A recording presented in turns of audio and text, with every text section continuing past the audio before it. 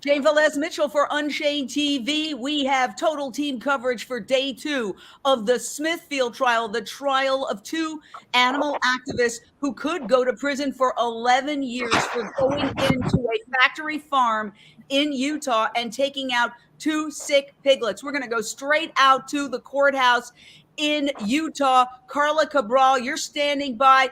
Bring us up to date. What is the very latest? Well, it's been a very exciting morning for sure. The entire testimony this morning was from Special Agent Chris Anderson of the FBI. And there was a lot of talk about how they did their investigation, how they received the video, a lot of talk about the video. Unfortunately, the jury is unable to see this video that everybody keeps talking about. So it was very exciting to get to delve into the mind of the FBI and how they found out about what happened, who they spoke with, who spoke to them, and what conclusions they came to based on that information. Now, one quick thing I want to ask you, is the jury walking in past all the demonstrators who were there? It is. I don't believe that the jury is seeing any of the demonstrators. We have been instructed not to be in front of the courthouse during the exact times that we expect the jury to come in and to leave. So we are respecting those boundaries, and we are only doing things at different times. Thank you, Carla. You're amazing out there live. Lisa May I ask you Bloom. a question? Yes, May I ask absolutely. Carla, I'm really interested. This is Lisa Bloom. Hi. I'm really interested in what you just said, that the FBI agent talked about the video. Can you, because that might be opening the door, right? So can you tell us more about what the FBI agent said about the video? Absolutely. So the FBI agent Chris Anderson said that they used that video in order to identify Wayne and Paul, and they talked a little bit about the methods that they used with that video in order to identify the defendants. Okay, thank you. And now we're so honored to have Lisa Bloom and an incredible team. Lisa Bloom, famed attorney. We both used to work at Court TV. In fact, I used to fill in for her. And we're so honored to have her, as well as Marina Bolotnikova, who is a reporter for The Intercept. We're going to introduce the rest of the panel. But Maria, bring us up to date. What is the testimony happening right now inside that Utah courthouse? Hi, yes. Trial started yesterday. It went from, it started in the afternoon and went for most of the afternoon. I would say that I think yesterday overall went quite well for the defendants. There wasn't one thing that the defense is trying to do is show that the piglets that were rescued from Smithfield would have been worthless to Smithfield because they were sick, and as the defense is arguing, on the verge of death. There were some really interesting moments where Wayne Hsiung, who's one of the defendants and is also representing himself, was cross-examining a Smithfield manager, attempting to ask questions to get at the fact that a lot of Smithfield's piglets end up in the trash. They have dumpsters outside of factory farms for this purpose, and the judge shot down every attempt he made to ask about that. However, later in the afternoon, defense attorney Mary Corcoran was cross-examining the Utah State veterinarian, Dean Taylor, I believe is his name, who is a witness for the state. He said that a piglet of the age of the 2 piglets that the 2 defendants took would have been worth $42.20 each to Smithfield in 2017. And Mary Corcoran cross-examined him and said, and got him to say that he had first of all, he's not an expert in pigs. He's an equine doctor, and also that he has never examined or had any experience with the two piglets in question here, and that many, about 15%, according to the USDA, of piglets die before weaning, and that is an interesting point that they're going to try to continue to pursue. You mentioned a particular moment. We've got that moment. Let's play it, and then we're going to analyze it on the other side. You testified that piglets, I just want to restate your testimony previously, that piglets have value in Smithfield, correct? Yes, they do. Okay. Does this include piglets that end up in a dumpster outside? Again, Your Honor, objection. You've gone over this 3 or 4 times. Sustained.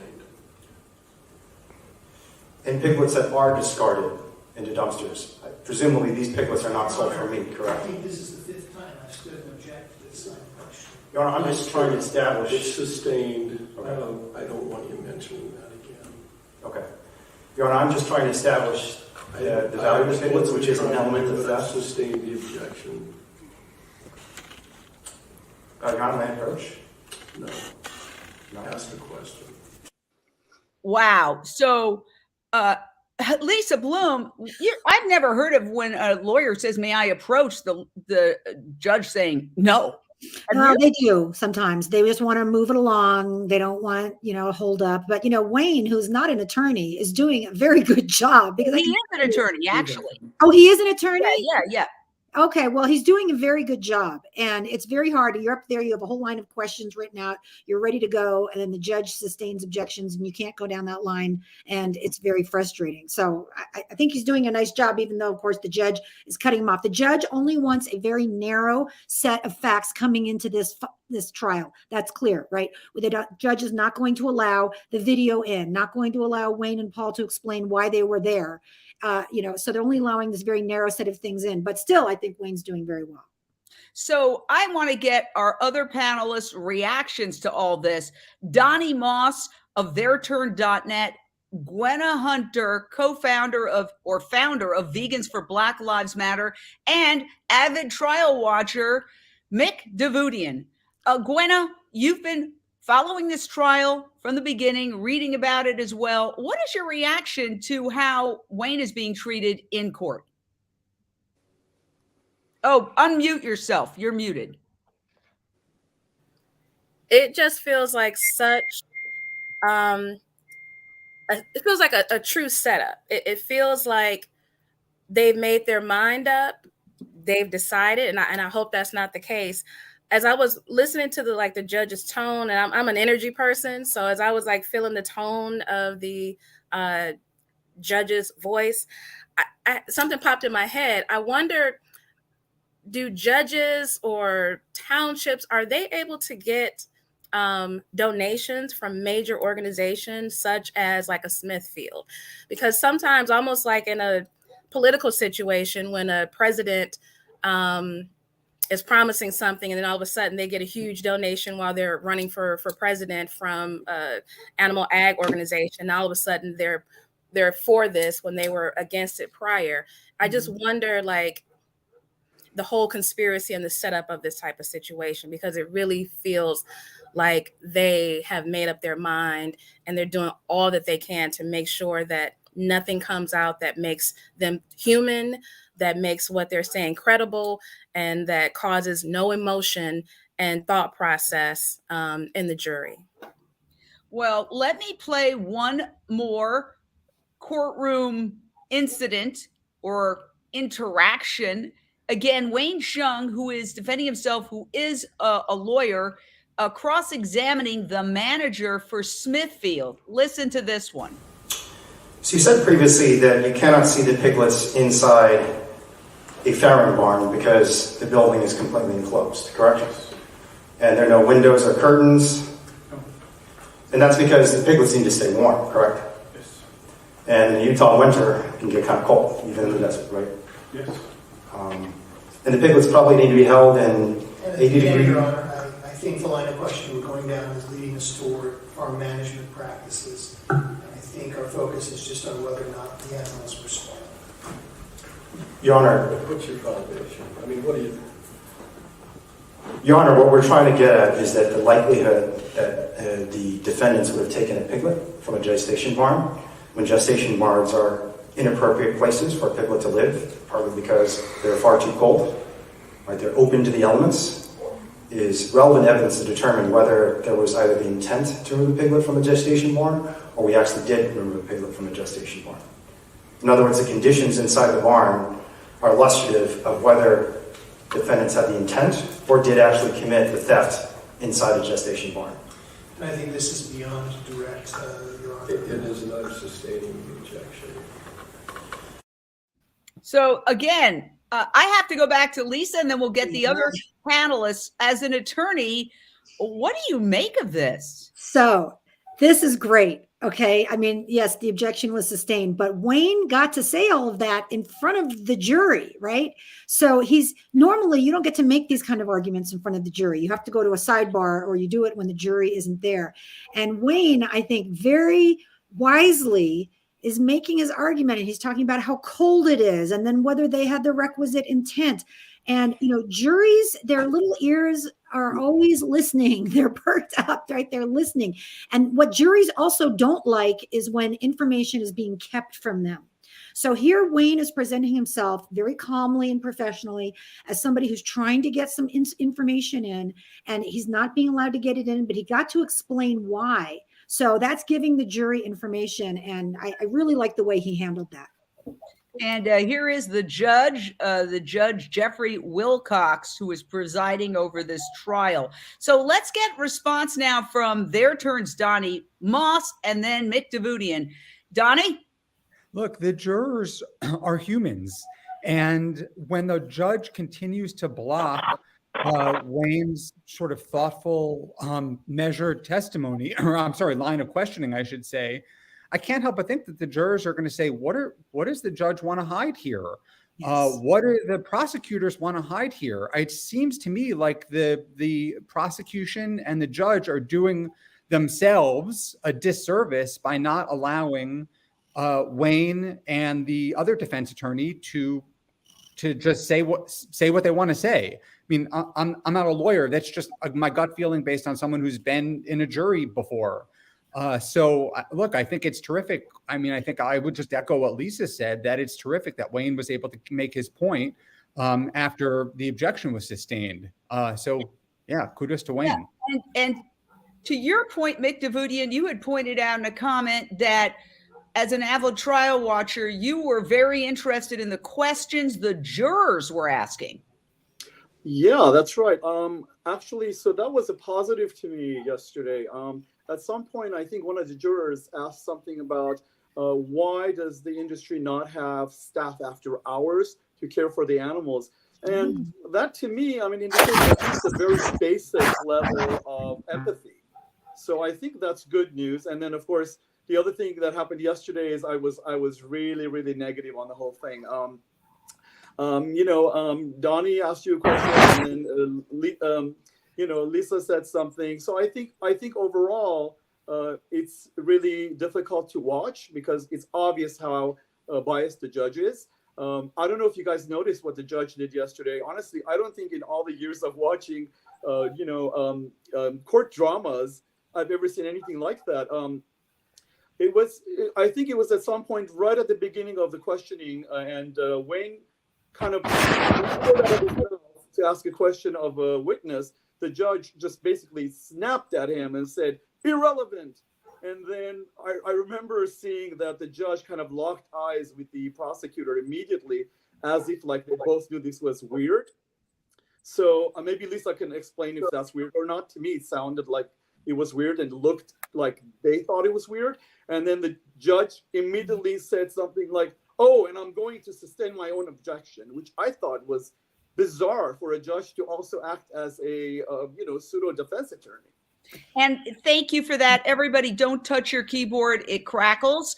Thank you. And Lisa, yes, the judge sustained his own objection. Whoa. Yeah, I mean, listen, that can happen. It doesn't happen very often. And but this judge, I don't like what you just pointed out about him locking eyes with the prosecutor either. Judges should at least have the appearance of impropriety. And when they're very connected, eye locked with one side or the other, it's really unfair. And that's another thing that jurors pick up on. But unfortunately, jurors usually want to side with the judge. And if they get the sense that the judge is on one side or the other, that's the side they like to take. The judge is the authority figure in the courtroom who's supposed to be neutral like them. So that's a bad sign, but that's also, you picked up on that. That was very insightful of you. And I suspect some jurors probably did too. And Lisa, I may be wrong, but I think he even snickered when he said, "I'm going to sustain my own objection." Yeah. But I haven't had a chance to watch the video because we can't record it. Marina, I want to ask you, because you've really covered this trial from the beginning, writing for the Intercept. You've done such an extraordinary job. Let's be real. We're all animal lovers here, okay? But now looking at some comments that are coming in from our just general public, here we go. I thought it was despicable when Wayne asked politely to approach the judge and the judge said no. But we also have, hold on one second. I'm going to go to some of these because I think it's important to get some of the comments in and be realistic about it, so we're not just singing Kumbaya. So let me get this straight. They broke into a food production facility and stole animals, and now they're on trial to be judged for their crimes. I hope they lose. This shouldn't set a precedent. Sick. That's not how you spell precedent. Go ahead, Marina. Yeah, I would love to address this. So everyone, I think something that's important to understand is that everyone knows these activists took 2 piglets out of a factory farm. Kind of, we all speaking here know that, everyone knows that, but convicting them of the specific things that they are charged with in court is a very, very different matter. So they are each charged with 2 counts of felony burglary, which each carry up to 5 years in prison, and 1 count of misdemeanor theft. And to burglary, a burglary means that you went into a private building intending to commit a theft or another crime. And that requires the prosecution to prove beyond a reasonable doubt that they went into 2 Smithfield. Whoever's touching their computer, please stop. It's crackling. Do not touch your computer. Go ahead. Thank you, Marie. The prosecution would have to prove that they went into 2 Smithfield structures, the gestation crate facility and the farrowing crate facility, both intending to commit theft, to remove animals from both of those. And whether or not that is, whether or not that's true or can be proved beyond a reasonable doubt is a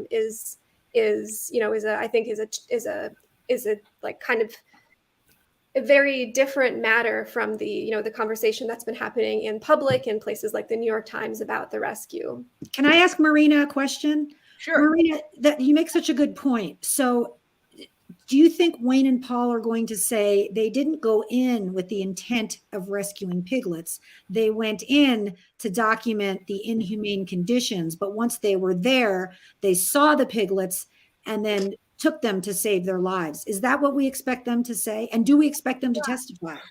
I'm not sure. I think that maybe, I think we'll see as more, because they haven't testified as defendants yet. I think that may be the case.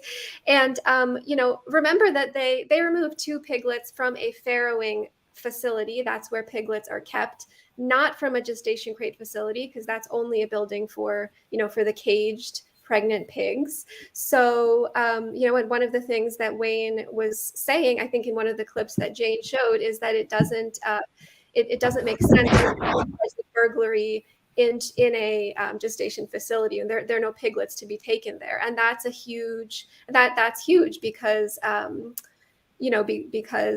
because that's 1 count of burglary knocked off, which carries up to 5 years in prison. And it's true that I think that Wayne and members of DXC have said in public statements, like maybe in media stories and stuff like that, sometimes they go into I think they've said various, sometimes contradictory things in public about whether or not they go into factory farms intending to take someone out or not. But that, that doesn't, I don't think that stuff is admissible evidence, right? I mean, and Lisa, you would know more about that than I do. I think it's admissible because it goes directly to whether they broke and entered with the intent to steal something. So, whether this judge agrees with me or not, but I think it's pretty basic that would be relevant, assuming that they testify. And I assume that they will testify because they want the truth to come out. I think, most criminal defendants don't testify, but I think, I don't know, Jane, what do you think? Do you think they're going to testify? He did not do his opening statement. Another thing I've never heard of in any trial, but you've covered more trials. I've never heard of where there's no opening statement from one side. But he didn't. It's coming. I think it's because it is common. Okay. I would suspect. So criminal defendants, sometimes they will do that. They will reserve, which means let the prosecution do their opening statement, lay out their case, put on their evidence. And then when it's time for the defense case, then they can give their opening statement. And it's a smart strategy. And the reason why people do it is they want to hear the whole prosecution case before they have to start their case. And they can kind of tailor their opening statement to what the prosecution did. Okay, I want to play a snippet of the prosecution's opening statement and get your reaction, everybody, to the fact that he talks about their cause. The defense can't talk about their cause, but the prosecution can. Now, the facts in this case will show that, among other things, Milford Valley is home to Smithfield Foods, where they raise pigs. Now, the facts in this case are that early in the winter months of 2017, probably the month of March, under the cover of darkness, Mr. Wayne Hsiung and Mr. Paul Picklesimer, along with a few others, entered an unauthorized area owned by Smithfield Farms, crossing over a boundary fence, making unlawful entry into a barn, and while inside the barn, without permission of the owners, removing 2 of the pigs, stealing them. Now, while they did this, while they committed this crime, the evidence will show they actually filmed themselves doing it, then posted the video online. Now, they had 2 objectives in doing that. The first, of course, was to draw attention to their cause. The second was to engage in a little bit of fundraising, to seek out donations from people online. Now, the evidence will show that after the pigs were removed from Smithfield, the pigs were delivered north to Harriman, Utah, where they stayed at Chain Farms in the Harriman area. The pigs remained there for a little while until eventually they were delivered to Colorado. It seems to me unfair, and I'm going to go to Gwenna on this. Gwenna Hunter, co-founder of Vegans for Black Lives Matter, who joins us today.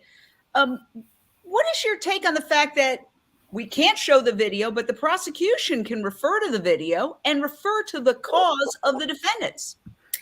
Again, it feels like this whole process is being incredibly micromanaged to create its own story. And they're using every law and every nook and cranny. And I'm no attorney, but obviously what they're doing is lawful, but it feels very immoral. I found it to be very interesting that the prosecutor said that they posted this online to seek donations. So it's like they're trying to create a narrative, removing the compassion piece and making it seem like this is being done for selfish reasons. But then after that, it sounds like he said that they took the pigs and put them someplace where they were warm and safe, and then they were delivered to a sanctuary where they can be taken care of. That sounds like compassion to me. That doesn't sound like people that are selfish. So I'm hoping that in his statement that he actually did the very opposite of what he intended to do. So, Carla, I want to go back to you outside of the court. You've been able to get a feel for the community. I've always found. Sorry, it's noisy out here. Yeah, it is noisy. But I found as a reporter, a lot of times you go into a situation expecting people to behave a certain way and they behave the exact opposite way. Or, for example, people who are in a certain neighborhood that might be considered very progressive might not be as progressive as you think. People in a neighborhood that might be considered very conservative might not be as conservative as you think. It's always a crapshoot, for lack of a better phrase. What is the sense you're getting of the community there in St. George, Utah? I'll tell you, it's actually been very interesting. Everybody here has been very kind to us. I don't believe any of us have really encountered citizens that live here acting in any kind of ill manner. So that has been very interesting, because given the audit piece with Curtis Vollmer and Sergeant Woolsey and what happened in Beaver County, we weren't sure what to expect here, because we were told that everybody was against us, that we might even encounter violence. And I think they wanted to instill some sort of fear into us. And what we've experienced has been the exact opposite. When we have talked to people here, they have been very compassionate and very loving with their words. And we really appreciate that. I think the sentiment here is a good one. Yeah, people are asking, what is the difference between a farrowing crate and a pig gestation crate? Can you bring us up to date on that, Marina? And then we want to get one more question in for Lisa, who has to go off to another trial probably. Yes. Sorry. Did you ask about the difference between a farrowing and a gestation crate? Thank you. So gestation crates are very extremely small cages for pregnant pigs. They are kept in them for almost their entire lives, impregnated over and over again, and have their piglets taken away from them after a few weeks. So they are kept in gestation crates while pregnant. Sorry, I'm getting a call. They're kept in gestation crates while pregnant for the duration of their 4-month pregnancies. They can be, these are things you have to really to see to believe. It would be like the metaphor I like is if you kept a human in a coffin for their whole life. And farrowing crates are where they are moved when they actually give birth to the piglets. They're pretty similar in the sense that they are really small and restrictive, and they have some additional space for the piglets to be able to nurse. And then when they're done nursing, after a few weeks, they're considered weaned, and they are taken away and moved on to the next stage of the factory farm process. Yeah, you said had to see to believe. Here is just a very 26-second clip of what they're like, and it doesn't tell the story. So you can see most of these crates are intact, but some of them have literally been busted open because these poor mother pigs are so desperate to escape, they smash their faces up against these steel bars until there's a hole that's broken open, and they had to jury rig this crate door shut with tape. And you can see she's falling on the side of her face. She's got a nasty cut. All right, Lisa Bloom, the jury has to be wondering, wait, you said they videotaped it, but where's the videotape?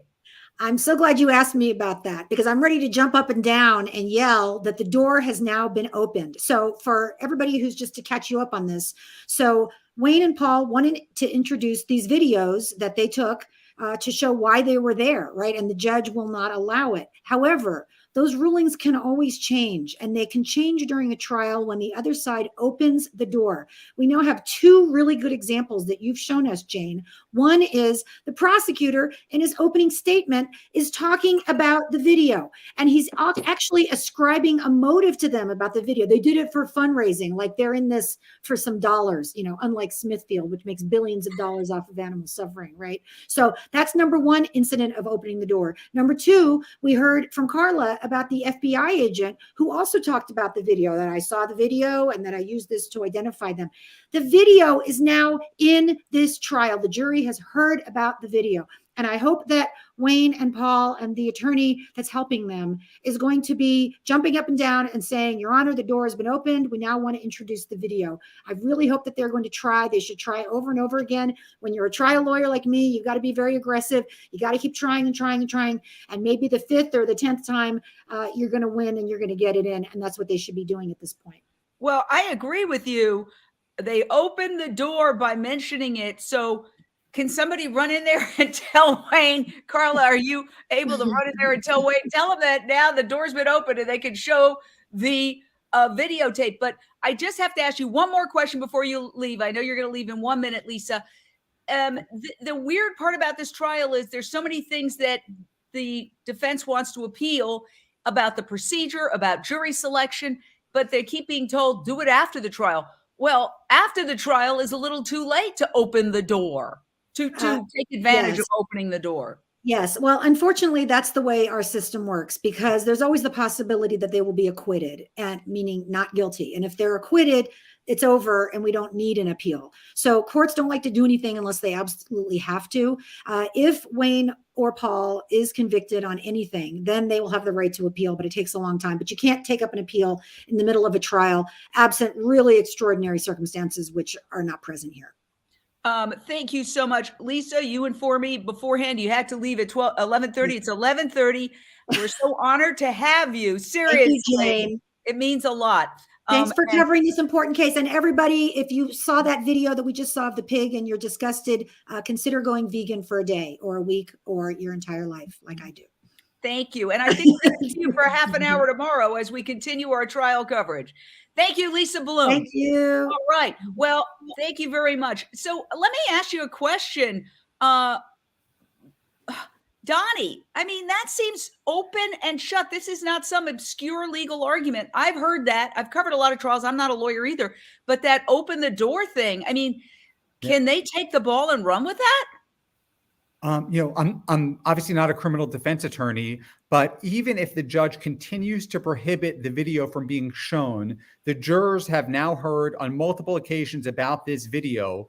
And again, I do think that the judge and the prosecution are doing a disservice to their own case by not allowing that video to be shown, because the more the jurors hear about the video, the more likely they're going to be, despite what they're instructed to do or not to do at home, the more likely they're going to be to search for this video. They're going to want to see what the prosecution and what the judge are so eager to hide from them. So who knows? Maybe it's not a horrible thing that they're not allowed to show the video to these jurors. I don't know how, here's the thing, and Lisa's not here, but I don't have a sense of how the extent to which jurors pay attention when they're told, don't read the newspaper, don't go online. Do they really do that in this day and age with such easy access to information? If I was a juror, I can't help but think I would go home and search for this video. Well, this brings us to another question for Carla. I want to ask you, Carla, what is the local coverage? You can unmute yourself and answer this question. Thank you so much. What is the local coverage been like? Now, the clips we're playing for you came from the pool feed, which is provided by St. George News, but they're the pool camera. So, tell us about that, Carla. Yeah, so there were several outlets that petitioned to be able to be inside the courtroom, and the judge denied any involvement by press except for the St. George News. And we were a little bit concerned about only having that one outlet, but they have done a fantastic job and have been very cooperative in getting footage to us. And the other news channels, I know on Fox, and there have been several news channels that have carried this story, and they have all, in our opinion, been very good pieces with positive stories about what's going on here. So we're very happy with the coverage that we have received with the outlets locally and nationally. Now, somebody here has just commented, I want to put this up so you could see it. David Savage, I sent the following message in emails and on the Facebook pages and websites of the Washington Post, New York Times, CS Monitor, that's Christian Scientist Monitor, Washington City Paper. Please cover this historic trial in Utah. The judge is gagging the defense and will not let them present their case. This has major repercussions for justice in the United States. RightToRescue.com. Unchained TV will be covering the trial live all week. And thank you for the shout out.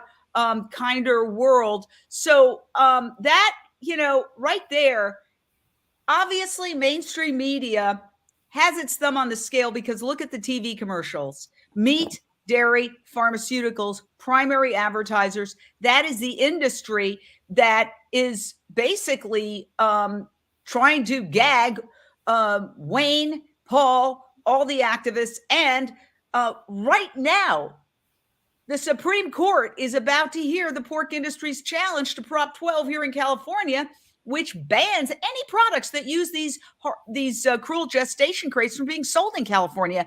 And since California is the 5th largest economy, that will have ripple effects. So, Mick Davoudian, as somebody who has been in the high-tech world, who knows that any news organization who wanted to cover this could figure out a way to cover it wall to wall, what do you make of the fact that the major news organizations are ignoring this? One word: complicity. I mean, I think, I don't know, I'm not an expert in all media matters, but I think it seems to me they're in cahoots with big industry, be it big pharma or big ag. What's happening is basically, I think, indirectly they're getting money, right? It's not a direct bribe, but advertisements, so on. That's money in the pockets of media. So if you have somebody giving you indirectly money, chances are you're not going to want to say something negative about them. I think that's what's happening. But equally as guilty is really our friends, family, the public in general, because some are suffering from what's called cognitive dissonance. We get that, but majority of them are also complicit because they're intentionally keeping themselves in denial. They know the facts. In fact, it's a charade what we're going through right now with the court. This whole pretending that there's secrets that cannot be revealed in public, hiding this video. Any one of us can go online any moment and come up with a million videos of behind the scenes what's happening in factory farms. These are known facts. They're not secrets, yet they're absolutely treated as if they're secrets. It's comical if it wasn't so sad. But that's what's happening. And the only reason that's happening, and the industry is pretending these are secrets that they're trying to protect, is because the public in general is happy to go along with that charade, with that, fake, with that fake information that is out there, but they pretend they don't know because they don't want to change their way of life. It's comfortable for them to, quote unquote, not know. Yeah, and this would have been a great way for them to know, but we're here, Unchained TV. We are a global streaming network covering veganism, animal rights. Here it is, Unchained TV. We are a streaming network. This is streaming right now on our website, hub, UnchainedTV.com. It is also streaming on our streaming network, Unchained TV, which is a global streaming network that you can get if you have an Amazon Fire Stick device, if you have a Roku device, if you have an Apple TV device, or you can access it by going to UnchainedTV.com and clicking Watch Now. And you can also get it right here on your phone, free download. We are a nonprofit. I do not take a salary. We are doing this for one reason: to get the word out, about this. So I was in mainstream media for 40 years, including major networks. I know about the news media blackout, and I know it doesn't have to be in a conspiracy. It doesn't take a brain surgeon to look at the commercials and say to yourself, they keep the lights on, I better not start calling them out. So I feel it's really great that the local media in St. George is covering this. And I think that's a breakthrough. I believe in the law of unintended consequences. You never know who might be watching. Meanwhile, let's take another look at one of the pieces of video from inside the alleged crime being committed that the judge will not let the jury see, but the prosecution can refer to without showing. Let's see exactly what that is like. So Circle 4 is a farm that processes and kills 1.2 million pigs every year. We're about to head into Circle 4. This is the heart of evil. You can already hear the screams of the mother pigs inside. They're cramped, they're suffering, and we're going to try and expose what's actually happening inside. You guys ready to go? Mm-hmm. Let's get our lights on.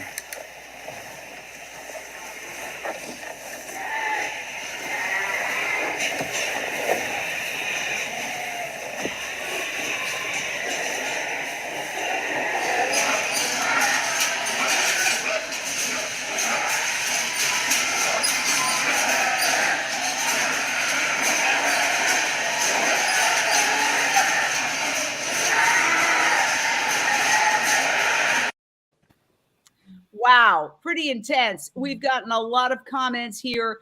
Got to ask you, Gwenna, you are an activist who has been on the forefront of this movement.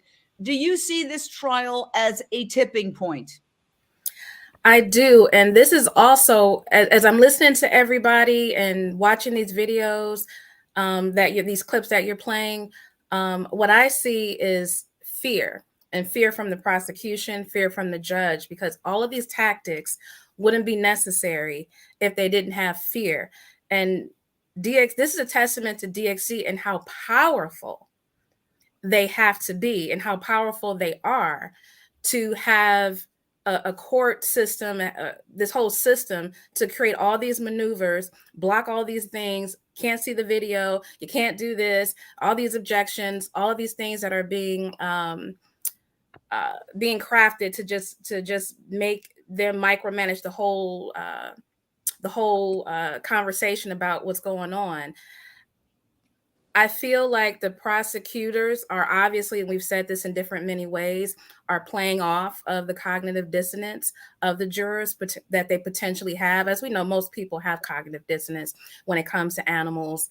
And some people can see these videos and still have a level of cognitive dissonance because we believe, or most people believe, that animals were put here for us and not here with us. So when people have that type of thought set, sometimes the videos don't have that powerful of effect. But this video, you hear the screaming, you see you can feel the energy. And I don't care where you're from, there's no way you can see a video like this and not feel something and not something unlock or deprogram in your mind that this is cruel and that something about this isn't right. So again, my hat's off to DXC. They're very powerful. Nobody else in the movement is doing this type of work or has this type of bravery. And I just really hope that this plays out in their favor. I want to say thank you, Gwenna, for that. Carla Cabral, you're there on the ground in Utah. The court is in session right now, right? I've gotten this sense from reporters who have no, skin in the game. I hate that phrase. Let me cancel that. In fact, I do have to say, it's okay to occasionally bring humor. Mick had the best line of all when he said, "Is it speciesist to call this a kangaroo court?" I'm going to give you credit for that one. But Carla, it seems like, they're trying to get through this trial as quickly as possible. And yet these jurors, even though they're not seeing the demonstrations, there is the newspapers, which the judge admonishes them not to look at. But in a small town like St. George, it's going to be pretty hard to avoid the fact that there are dozens or maybe even more demonstrators, protesters walking around. Can you give us a sense of how many people have come to support Wayne and to protest this trial, who are in St. George, and how they're being treated by the police? Because we know one of the reasons there was a change of venue is because in the previous county, some of the leafleters and DXC members who were talking to the public were harassed by the sheriff's department, and it was caught on tape. And in fact, there's a lawsuit about it now. That's what I was stating before, that when Curtis and several other members went just to do regular leafleting during Pioneer Day in Beaver County, they were harassed, and we were all made to feel that our lives might be in danger, that we were definitely going to run the risk of even being killed if we came here. And yet we have over 50 activists from many different states that have come here to support Wayne and Paul. And we have on our vehicles, many of us have written hashtag Smithfield trial that you should be following for up-to-date information about what's going on, and righttorescue.com. And we have that written on our vehicles. So there's no doubt that people in the area are aware and seeing what's going on. And it absolutely has been the case that the prosecution is trying desperately to narrow the window of what can be talked about in court, and they absolutely want no part of the welfare of the animals to get out into the public, that they don't want the jurors to hear anything or see anything involved with the welfare of the piglets that were at Circle 4 Farms. Even though they reference the video, anytime that the defense tries to even say anything remotely close to the conditions at Circle 4 Farms owned by Smithfield Foods, they get shut down. And I do think that our presence here is not a problem.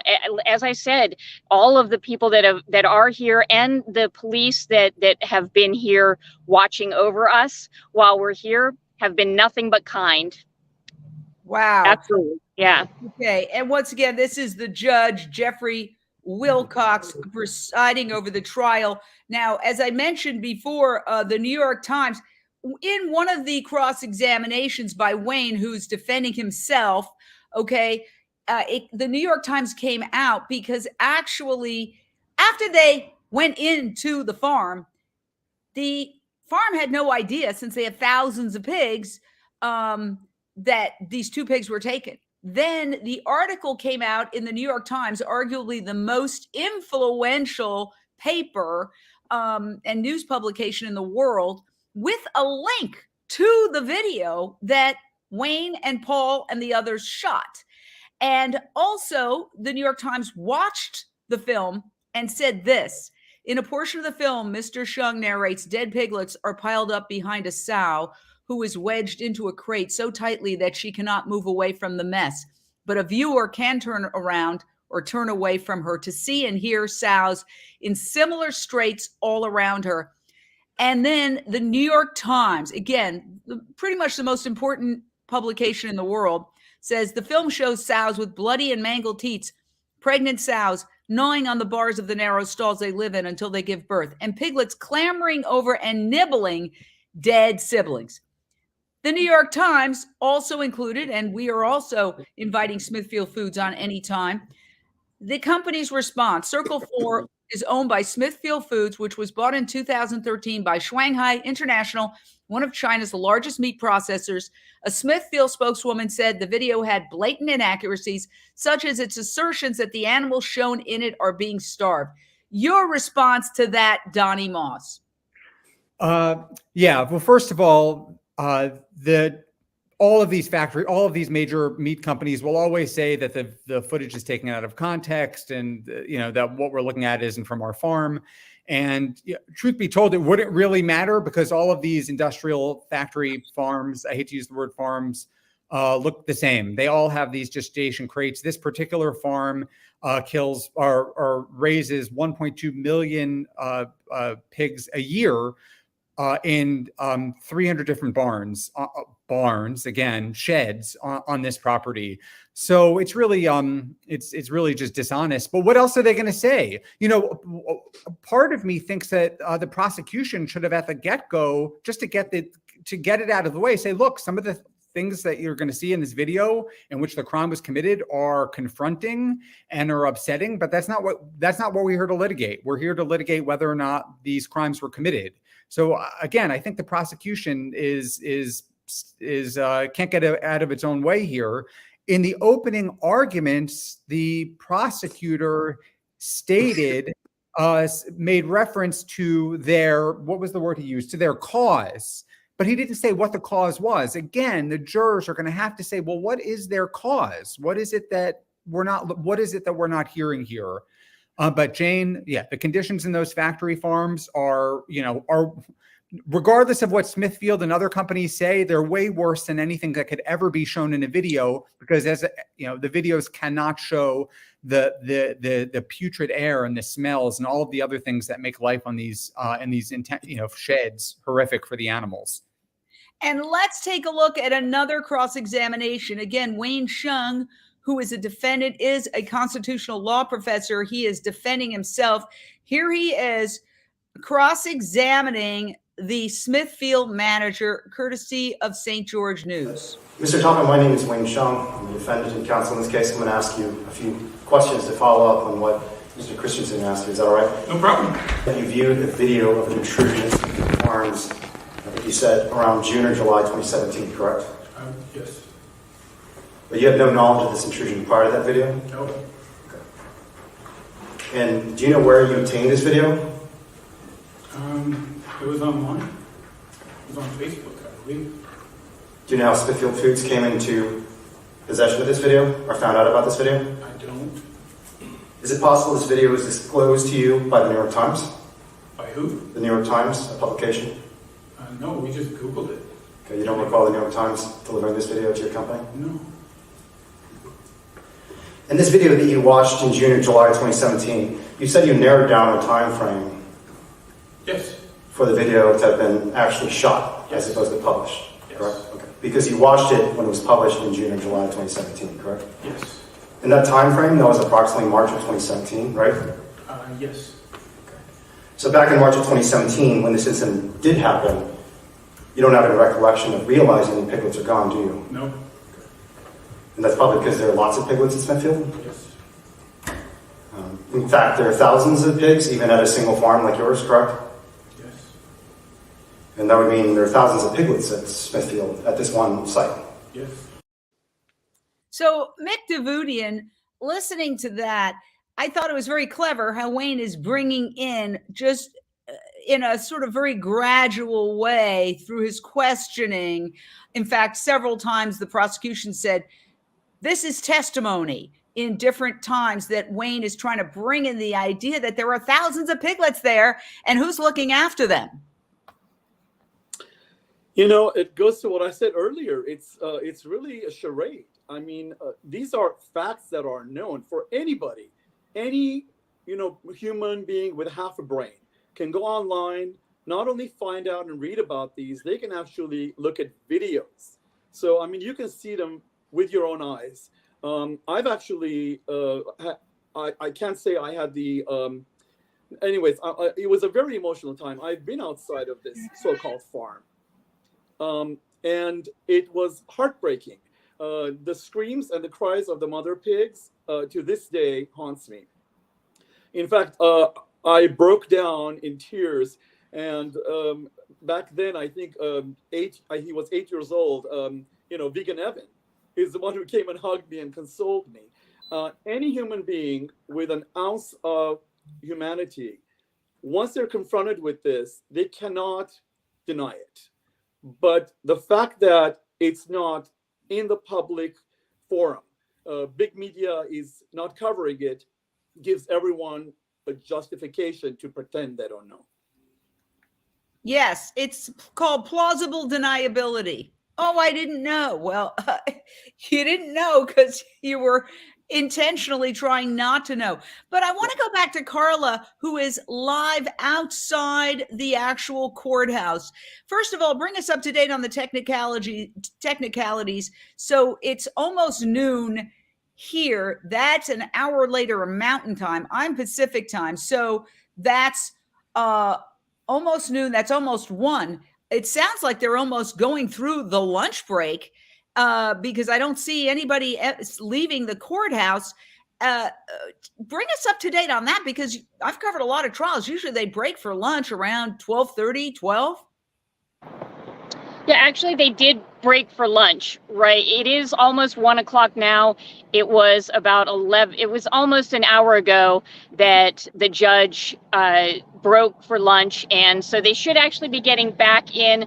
I am right in front of the courthouse and a few people have walked by, but I'm not sure if there is a side exit where the jury and others might be leaving from. But out there, out front, is there any way to flip your camera around and just give us a sense of what it's looking like out front? Yeah, sorry, I moved into the shade because it is actually extremely hot out here and my phone overheated within minutes when I was standing right out front of the... Let's see if you could do yeah, there you go. There's the courthouse. There is the courthouse where it's all happening. It's very quiet. And so it's kind of interesting. I had expected a scene where there would be, 50, 60 demonstrators outside. Where are all those demonstrators? So we actually are, because we're trying to stay away from the jurors, we rented a theater just a few minutes down the street so that all of the activists can watch the trial happening over WebEx. So we're able to join in. Anybody has the right to join on WebEx and watch the proceedings. So all of the activists are gathered together inside the theater, watching everything happen in real time. Wow. Okay. This is extraordinary. It's a testament to how organized Donny DXC is. I mean, just the idea that Wayne, who is the co-founder of DXC, Direct Action Everywhere, is on trial and representing himself. And while he's not in charge of the organization anymore, he does obviously guide in certain respects. But this organization, which is run almost exclusively by very young people, okay, not just teenagers, but people in their 20s primarily, okay, is so organized and thinks outside the box. And I want to play one thing that they did, which is quite controversial, that apparently did influence the judge. He was not happy that this happened. This is a demonstration at an NFL season opener, and it happened again just, I believe, the day before yesterday at another NFL game. Oh, now they're going to jail. Two of them, yeah, now they're going to jail. It's an inner hand. Right to rescue. Right to shoot. Right to rescue. Right to rescue. Jump down. Oh, they're carrying that. Oh, it's so funny. Right here. Wow. Coming from a mile away. I don't know how they came from that side also. What does the shirt say? I'm now going to film. Where are you going? Where are we at? Oh, what did you get arrested for? What did you do? How did she get that? Right here. Right here. That's her jacket right there. Her shirt. Yeah, she took it off. Okay, that was a protest, one of several. I got to go to Gwen on this. And so do I, one of them, Emick Echo, who was arrested and who did it specifically in protest of this trial, wearing a T-shirt that says "Right to Rescue," because the whole point is this is an open rescue, says DXC, not a crime. That they equate it to if you saw a kid in a car foaming at the mouth because she was locked inside, you would break the window to take the kid out, and that wouldn't be a crime. You'd be called a hero. Yeah, it's interesting because I'm listening to the commentary from the people that are recording, and they're giving you everything that you need. They're saying the web, they're like, oh, righttorescue.com. What's her shirt say? Right to rescue. Like I heard the word right to rescue multiple times, which is absolutely genius. I just got to double back on the previous video that you showed where Wayne is talking to, I can't remember the gentleman's name. Manager. He's the manager of Smithfield. Okay. I thought this was genius, and I'm going to say this was intentional. If it wasn't, genius anyway. The amount of times that Wayne said the video, you watched the video. Where'd you find the video? You found the video on Facebook. Like he kept saying video. I think he said like at least 10 times. He kept using the word the video. And for me, it's blatant and very subliminal, probably to the jurors, because that to me is creating more curiosity. I think Mick had mentioned this, creating more curiosity and more hunger, because you keep saying the video, oh, you found it on Facebook. So now they know where they can go find this video. And hopefully, and I'm sure, like Mick said, who's not going to look for the freaking video? Somebody's going to look at this video and watch it. And you can't tell me that they're not. And hopefully, yeah. Anyway, I just want to say that was absolutely genius, because the subliminal imprinting of the word video, to me, that works. It seems like both sides are not playing by the rules. Obviously, there's been a lot of criticism of the judge suppressing the defense, trying to bring up their motive, while the prosecution is able to mention their cause in their opening statement.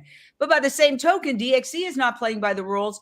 Instead of just going and just sitting there and letting it take its course, they're pulling what would be called stunts, bringing national attention to these issues, because those games are televised. So I saw many Twitter feeds where whoa, these animal activists have invaded this NFL field with smoke, smoke flares, and they're being dragged off. So they're getting the word out by hook or by crook. But I honestly think it's a shame, Donny Moss, that anybody has to resort to that to gain the public's attention. I personally, as a person who's been in journalism for 40 years, feel that the mainstream media is completely abrogating its duty and responsibility to inform the public by not covering this front and center. With climate change and animal agriculture's impact on the climate, on drought, on habitat destruction, wildlife extinction, human world hunger, and human disease and pandemics, you would think this would be the front page story on the New York Times.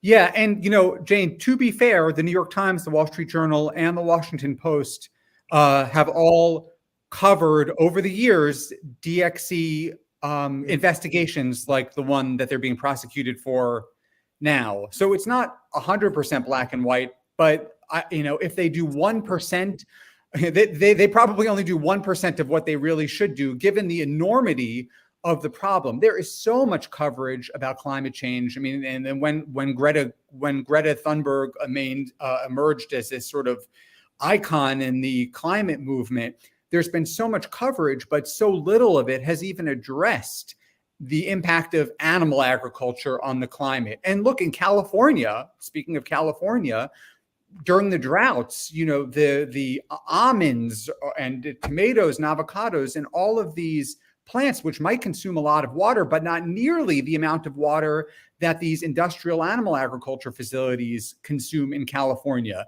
So yeah, Jane, it feels like it's part of this blackout, like what the real, something that each of us can do every day in our own lives to reduce the impact, our own carbon footprint, is to stop eating animals. You just don't hear that. It's just omitted from the media coverage. They don't even use the word slaughterhouses. When COVID was sweeping through the slaughterhouses, they called them food processing facilities or meatpacking facilities, but they never said slaughterhouse. But again, I don't want to just be in an echo chamber where we're all saying rah, rah, rah. Okay, Joe Vegetable says people have to eat. It's not possible to be fully plant-based. A lot of things in your homes most likely have animal byproducts in them.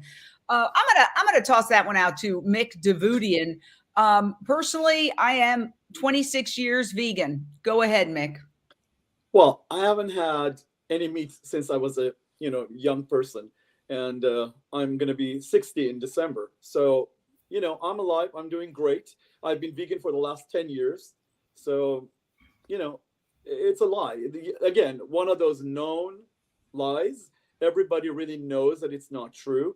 All they have to do is go online. You don't need to be a scientist. You don't need to be an MD to figure this out. You see athletes, you see people from all walks of life, longtime vegans. I don't know how you're surviving, Jane. I really don't know. Well, actually, I'm always accused of having too much energy. Could you please calm down?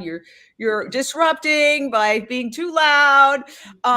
So, Carla, getting back to you, do you think the folks there in the community are getting educated about this subject?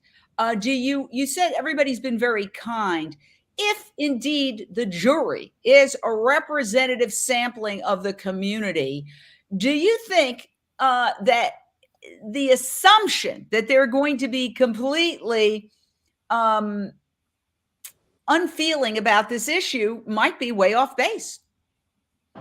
I don't think at all that they are unfeeling. I think definitely we get a really good view into the minds of the jurors when we hear their questions. That was a new thing for me as well, to know that the jurors could ask questions. And I think that we are seeing from everyone that we speak to that there is concern about this. And I think that we have a good chance with this jury of having some very compassionate people. And I mean, the judge stated as much with the video, that they don't want to show it simply because they know that it will tug at the heartstrings of the jury, and they're concerned about the emotions that will be brought up if they show that video. So I know that we have compassionate people here, and if, as you say, the jury, if they are actually a representation of the people with whom we have spoken on a daily basis out here doing some leafleting, then I think we have a chance. If you're just joining us, we are talking about the trial of Wayne Hsiung and Paul Picklesimer, two men, Wayne Hsiung being a constitutional law professor as well as the co-founder of DXE, Direct Action Everywhere, a youth-oriented group that does all sorts of extraordinary activism that is sort of was unheard of until they got started doing their unique activism. And Paul Picklesimer, who is a supporter and a member of Direct Action Everywhere, known as DXC, they are on trial in Utah. They could go to prison. There they are committing the alleged crime, taking two piglets out, each worth less than $50. And they could go to prison for up to 11 years for doing so. This is the judge in the case, Jeffrey Wilcox. Here they are at the defense table. We are providing team coverage with some notable experts. A former prosecutor named Bonnie Klapper, who's famous for breaking up large cartels, is expected to join us any minute now at 12:30 to talk about this case. So meanwhile, I'm going to play some testimony, and I want to get our panel's reaction. This is Wayne Hsiung cross-examining. He is defending himself, so he's acting as his own attorney, but he's cross-examining the manager of Smithfield. So you said previously that you cannot see the piglets inside a farrowing barn because the building is completely enclosed, correct? And there are no windows or curtains. And that's because the piglets need to stay warm, correct? Yes. And in Utah winter, it can get kind of cold, even in the desert, right? Yes. And the piglets probably need to be held in 80 degrees. Your Honor, I think the line of question we're going down is leading us toward farm management practices. And I think our focus is just on whether or not the animals respond. Your Honor. What's your foundation? I mean, what do you...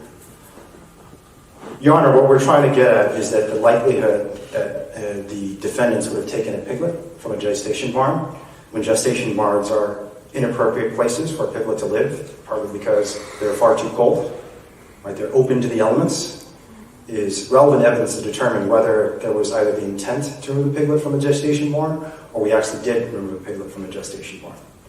In other words, the conditions inside the barn are illustrative of whether defendants had the intent or did actually commit the theft inside a gestation barn. And I think this is beyond direct, Your Honor. It is an unsustaining rejection. So it seems like, Donnie, the judge is basically siding with the prosecution to really try to keep the intent, the purpose of Wayne and Paul going into that factory farm away from the jury. But it's kind of like, I would say, the big elephant in the room. You know, the more you try to ignore something, sometimes the more you bring attention to it. Oh, you're muted. Hold on. There you go. That's why I think that the prosecutor, in his opening remarks, should have said at the outset, you're going to see some video footage of the crime being committed and of the alleged crime, and the video might be upsetting to see, but that's not, you're not here to make judgments on that. You're here to just determine whether or not this crime was committed. So by continuing to dance around this video and to silence Wayne as he's cross-examining the prosecution's witnesses, I just think that the judge, who's clearly siding with the prosecution, and the prosecution itself, are shooting themselves in the foot. And the more they refuse to allow this footage to be shown and to be discussed, the more these jurors are going to be tempted to find out what it is they're talking about. Well, we've got another example. I think this one is really the penultimate example of how Wayne, in representing himself and cross-examining the Smithfield, the factory farm manager, is just stop from trying to get any point across about the condition of the animals. You testified that piglets, I just want to restate your testimony previously, that piglets have value in Smithfield, correct? Yes, they do. Okay. Does this include piglets that end up in a dumpster outside? Again, Your Honor, objection. You've gone over this 3 or 4 times. Sustained. And piglets that are discarded into dumpsters. Presumably these piglets are not sold for meat, I correct? think this is the 5th time I've stood and objected to this line of question. Your Honor, I'm just trying to establish. It's sustained. Okay. I don't want you mentioning that again. Okay. Your Honor, I'm just trying to establish the value of the piglets, which is an element of theft. Sustained the objection. Your Honor, may I approach? No. No. Ask the question. Honestly, I know Lisa Bloom has said it has happened where an attorney for either side says, may I approach? And the judge says no. But I've covered a lot of major trials, and I've never heard that. I have never personally heard when a lawyer says, Your Honor, may I approach? No. I mean, what is your reaction to that, Mick? Well, I mean, it's actually more than that. I noticed yesterday the judge seemed to repeatedly want to bypass Wayne altogether. Now, I'm no expert. I don't know if that's perhaps due to the fact that Wayne is representing himself. Maybe the judge thinks of that negatively in general. He does. He's already said that. Right. So it could be part of that. But nonetheless, he's representing himself. He's his own attorney. Every chance he got, he went to Paul's attorney and then literally wanted to move on. And then Wayne had to get up and say, hey, my turn, right? It happened repeatedly. And actually, he was quite rude to Wayne at one point yesterday, where Wayne rightfully said, I have a cross. He said, yes, may I ask another question? He said, yeah, just do it sitting there. And there was some cackling and laughter in the background. Yeah. I mean, I don't know if you can appeal based on cackling and laughter, but certainly, Gwenna, we're not having unusual reactions to this because this is a panel of animal lovers. Let's be real. MSNBC has panels and they have people who are progressive. Fox News has panels. They have people who are generally conservative, unless they're trying to skewer somebody. So, just like those other networks, we have a point of view. That doesn't mean we make things up. But I think that we're not imagining it. The judge is definitely, to me, this is my humble opinion, seems hostile to the defense. Extremely hostile. And like you said, you don't have to be an animal lover to see that. It was interesting when I think Wayne was questioning, I guess, farm management practices and how that got shut down. It's like, how can that not be allowed in the conversation? It's like if you hear a child, let's put the human thing on it, since people have the cognitive dissonance. Even some of the viewers here have some serious cognitive dissonance going on about the life and soul of an animal. You hear a child screaming in the house saying, help me, I'm being kidnapped, or, you hear some horrible sounds. Do you say, well, that's not my place because their parent is in there? You're going to bust the door down, see what's going on, rescue the child. You're not going to go on trial for having rescued a human being that was actually suffering.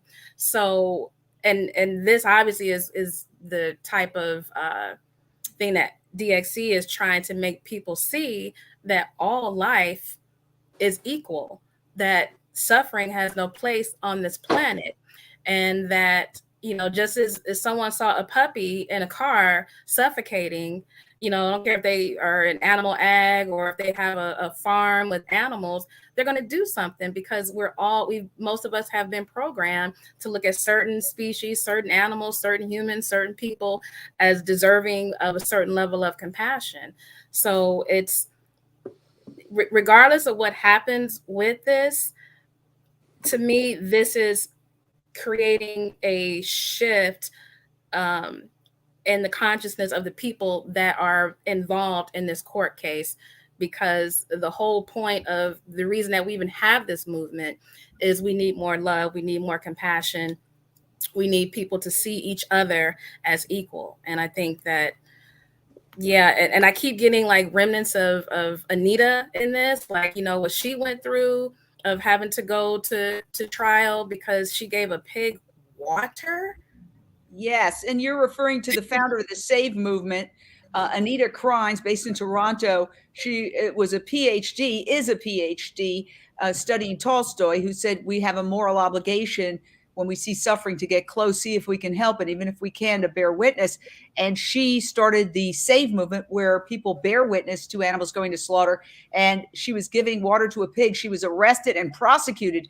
But interestingly enough, she turned that trial into a cause célèbre. She became a cause célèbre. She put animal agriculture on trial.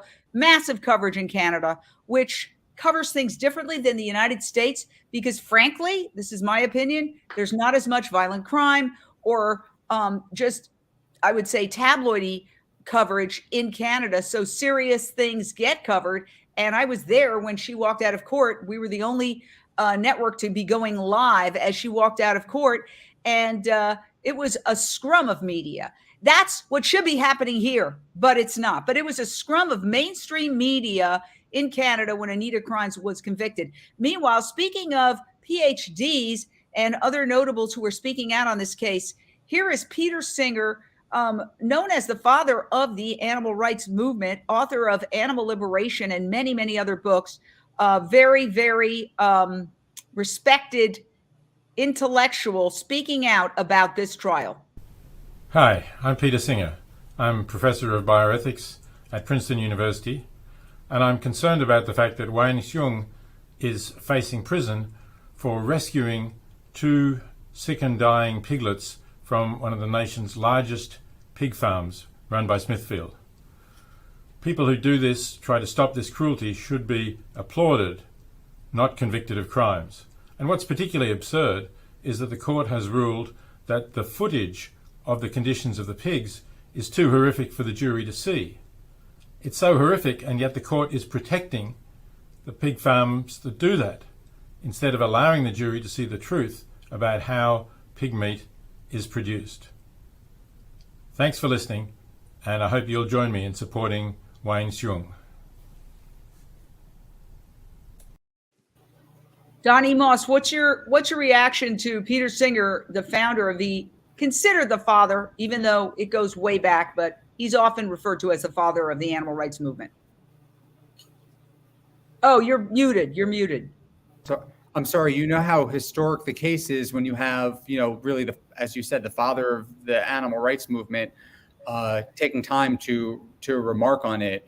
It's pretty damning that it's pretty damning to the prosecution that they're not showing the testimony, and I do think it's going to backfire. I got a text from Bonnie Klapper, the criminal defense attorney, who as you mentioned, should be dialing in. But I just wanted to mention what she wrote in her text, and that is. It is so clear that the judge is not only biased, he and the prosecutor clearly don't know how to try a case. The evidentiary rulings are ridiculous, but they are grounds for appeal.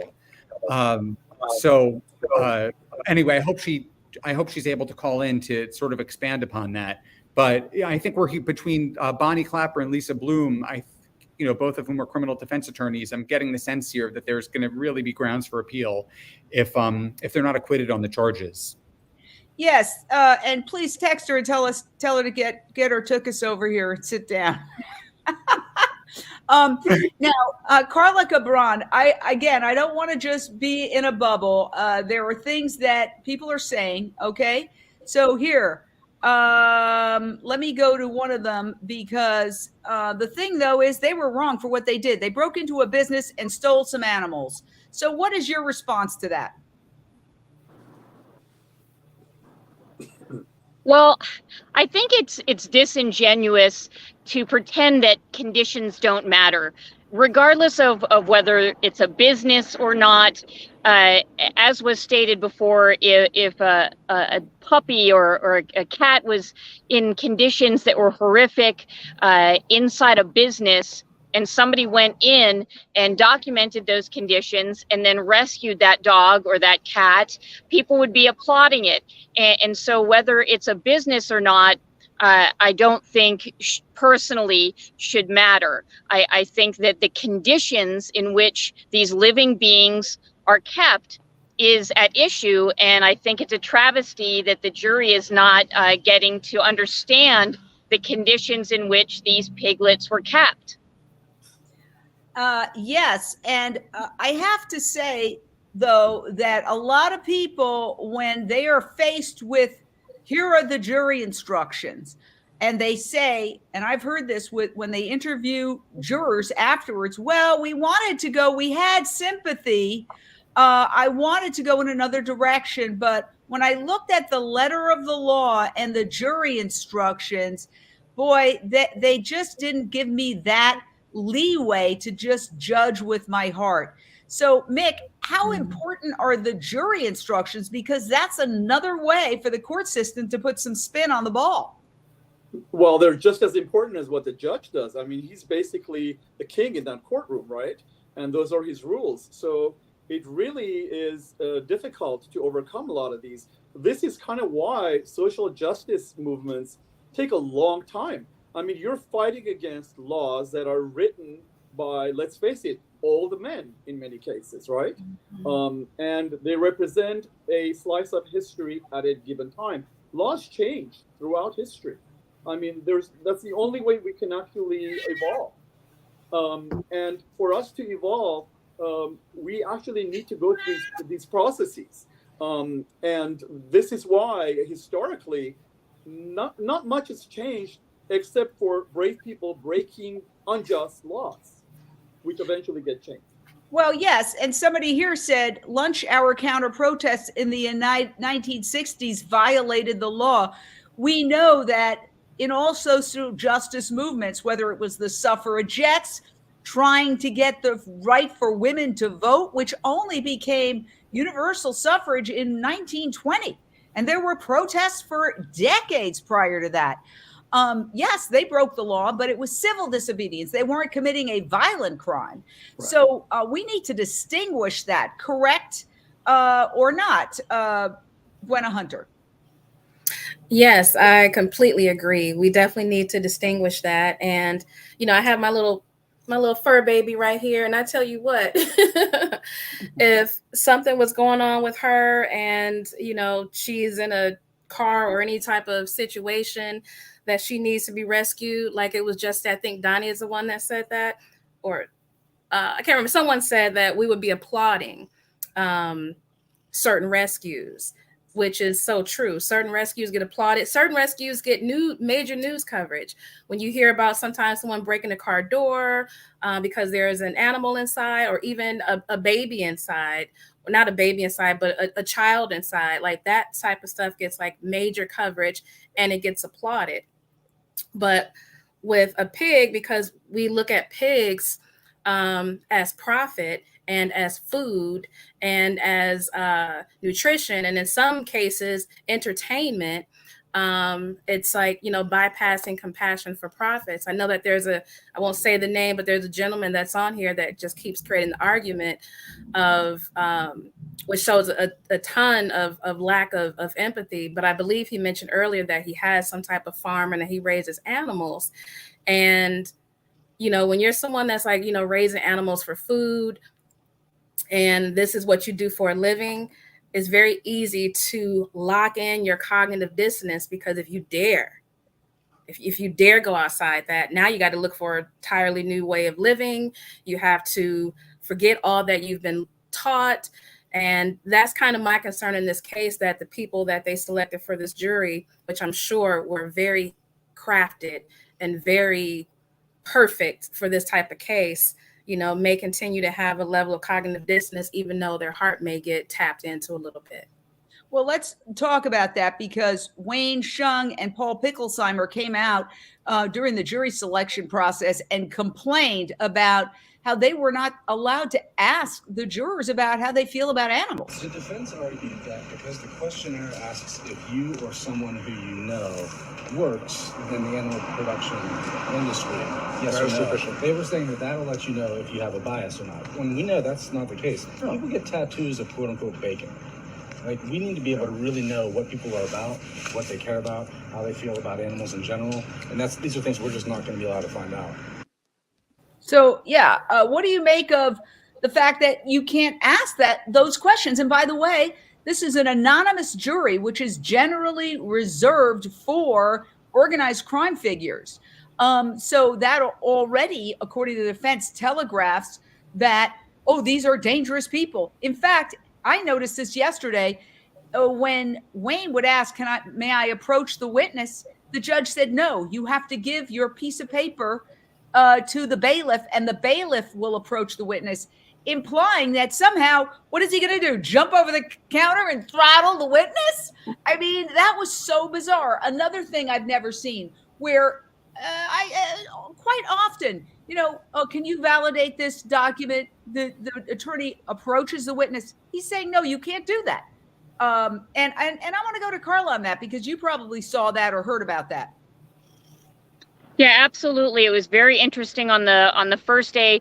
We were actually allowed inside the courtroom while they were going through the questionnaires that the anonymous jurors answered. So that is how, for voir dire, because they were not actually able to ask the jurors any questions in person, they were not actually able to look at the jurors and get a sense of who they were.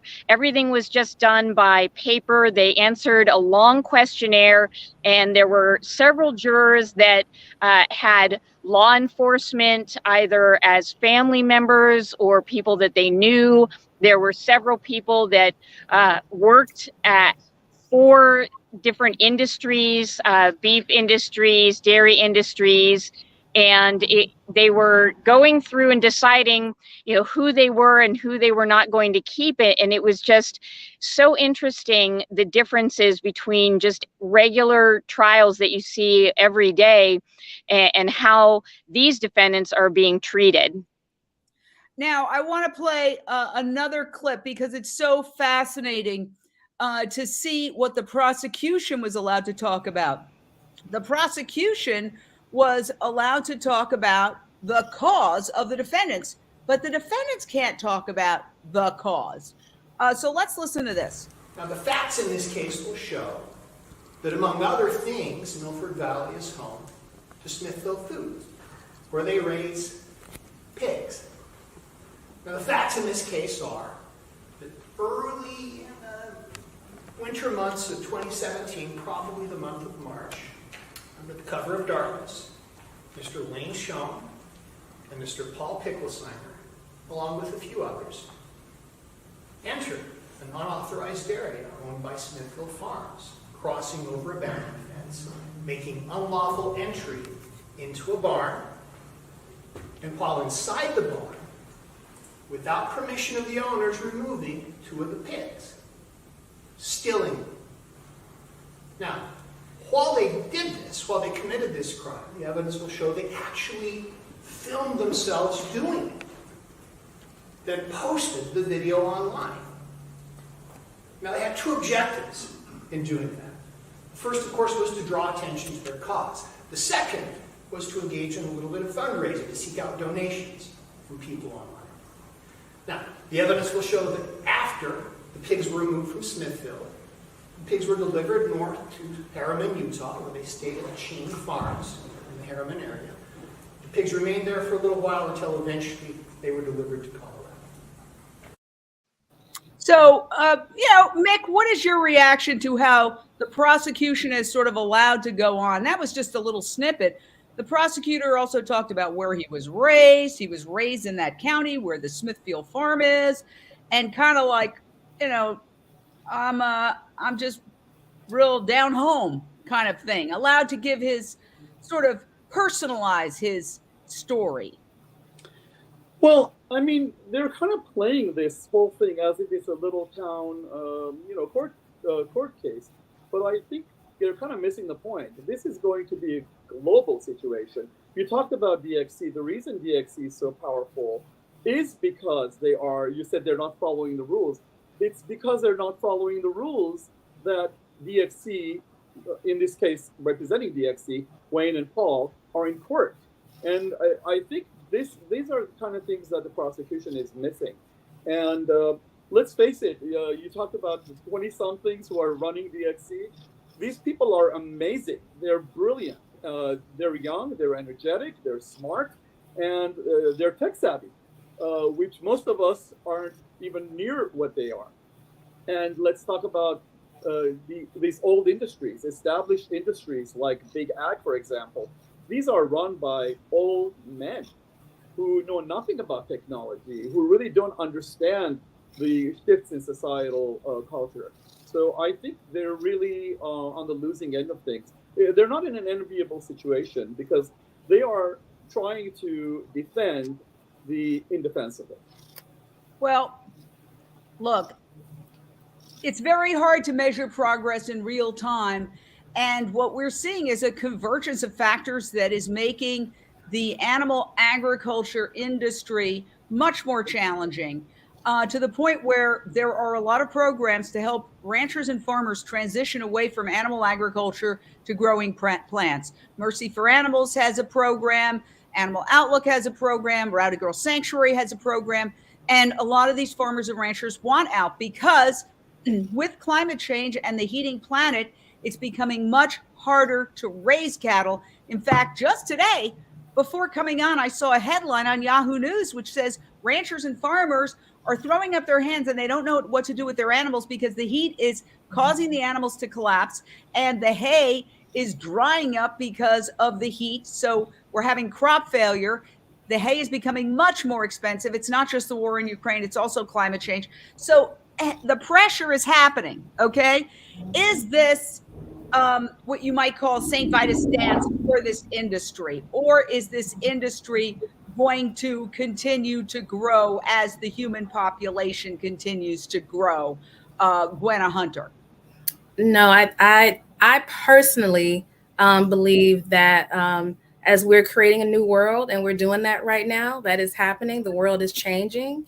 But with change also comes chaos. In order for you to project on the up, you got to go through the chaos and the detox. But I believe that we are transitioning into a more plant-based world. I've said this for a long time, that I do believe in this lifetime that we will have, if not completely, and when I say lifetime, I mean like if I live to be 90 or something like that, that we'll have a majority plant-based world with all of the new technology coming, with the new technology with food, with how we're doing plant-based meats, with the cell technology, with all of that. It's not sustainable to continue to create, cows and have them on the land and slaughter them. And as you said, like, hay is becoming expensive, animals are collapsing. It's not sustainable. And no matter what your belief system is, climate change is happening and it's real. And animal agriculture is a huge cause of that. So I do believe that this world is transitioning and that we are going to see a better world in this lifetime. Thank you, Gwenna Hunter, founder of Vegans for Black Lives Matter, joining us today along with an incredible panel. We have Carla Cabran outside the courthouse in Utah. We have TheirTurn's Donny Moss, who is an independent journalist who does incredible journalism on the issue of animal rights, and Mick Davoudian, who is an avid trial watcher and animal lover, who's been watching the trial very carefully. And so we invited him on as well to comment. Now we're going to show you another piece of this very long video that the jury will never see of Wayne Hsiung and Paul Picklesimer going into the Smithfield factory farm where there are tens of thousands, if not hundreds of thousands of pigs, and pigs are being bred. And this is the footage that the judge said the jurors could not see, even though it was them videotaping their own alleged crime and then broadcasting it to the world. And Smithfield originally did not know this alleged crime had occurred until it popped up in media, including the New York Times. So watch this. The New York Times included a link to this video. In fact, that's how I got this video to play. I went to the New York Times article, which I can show you right here, which dates back to 2017 when this originally occurred. And in this article, it includes a link to the footage, which is the actual crime, alleged crime of Wayne and Paul going in to rescue these two pigs occurring. And she'll be stuck here for at least 4 years, sometimes 5 or 6 years, living in a crate this size, forcibly impregnated over and over again, and then finally killed when she can no longer produce as many piglets as this farm wants her to produce. Once it becomes unprofitable, she'll be killed. She'll never step outside her entire life.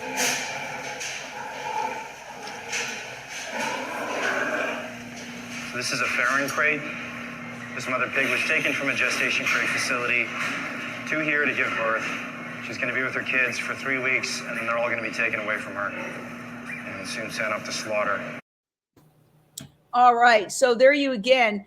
It was questioned. In fact, Wayne Hsiung questioned the manager. Where did you find out? Long after they went in that they had gone in. And I think it's worth playing that clip as well, because it kind of shows that they didn't even know that this was happening until the media reported. So you said previously that you cannot see the piglets inside a farrowing barn because the building is completely enclosed, correct? And there are no windows or curtains. And that's because the piglets need to stay warm, correct? Yes. And in the Utah winter, it can get kind of cold, even in the desert, right? Yes. And the piglets probably need to be held in 80 degrees. Your Honor, I think the line of question we're going down is leading us toward farm management practices. And I think our focus is just on whether or not the animals were spoiled. Your Honor. What's your foundation? I mean, what do you... Your Honor, what we're trying to get at is that the likelihood that the defendants would have taken a piglet from a gestation barn, when gestation barns are inappropriate places for a piglet to live, partly because they're far too cold, right? They're open to the elements, is relevant evidence to determine whether there was either the intent to remove a piglet from a gestation barn, or we actually did remove a piglet from a gestation barn. In other words, the conditions inside the barn are illustrative of whether defendants had the intent or did actually commit the theft inside the gestation barn. And I think this is beyond direct, Your Honor. It is not sustaining the objection. Okay, here's one more clip, and then we'll... Mr. Topham, my name is Wayne Hsiung. I'm the defendant and counsel in this case. I'm going to ask you a few questions to follow up on what Mr. Christensen asked you. Is that all right? No problem. You viewed a video of an intrusion into farms, I think you said around June or July 2017, correct? Yes. But you have no knowledge of this intrusion prior to that video? No. Okay. And do you know where you obtained this video? It was online. It was on Facebook, I believe. Do you know how Smithfield Foods came into possession of this video or found out about this video? I don't. Is it possible this video was disclosed to you by the New York Times? By who? The New York Times, a publication? No, we just Googled it.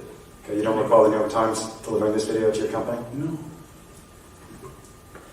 In this video that you watched in June or July 2017, you said you narrowed down the time frame Yes. for the video to have been actually shot as opposed to published, correct? Okay. Because you watched it when it was published in June or July 2017, correct? Yes. In that time frame, that was approximately March of 2017, right? Yes. So back in March of 2017, when this incident did happen, you don't have any recollection of realizing the piglets are gone, do you? No. And that's probably because there are lots of piglets in Smithfield? In fact, there are thousands of pigs, even at a single farm like yours, correct? Yes. And that would mean there are thousands of piglets at Smithfield at this one site. All right. Now, I want to say that we were expecting prosecutor Bonnie Klapper to join us. However, she is literally in a jail, not jailed herself, but representing a client. But we have Marina Bolotnikova back from she's reporting for the Intercept on this trial. You've been watching the trial coverage all day. Can you bring us up to date on what happened today? Because that was testimony from yesterday. Right, yes.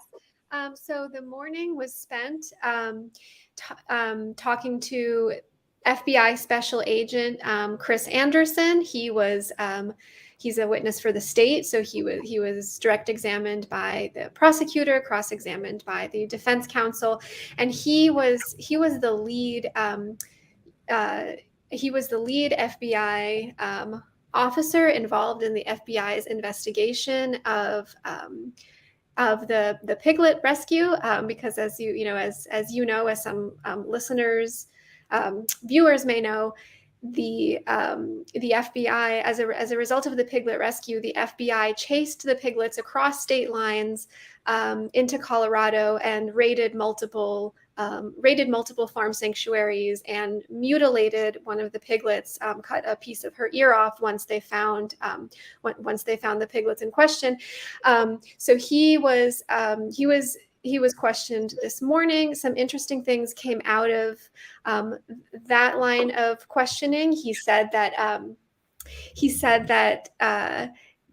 about 8, possibly more FBI agents were worked on just this investigation.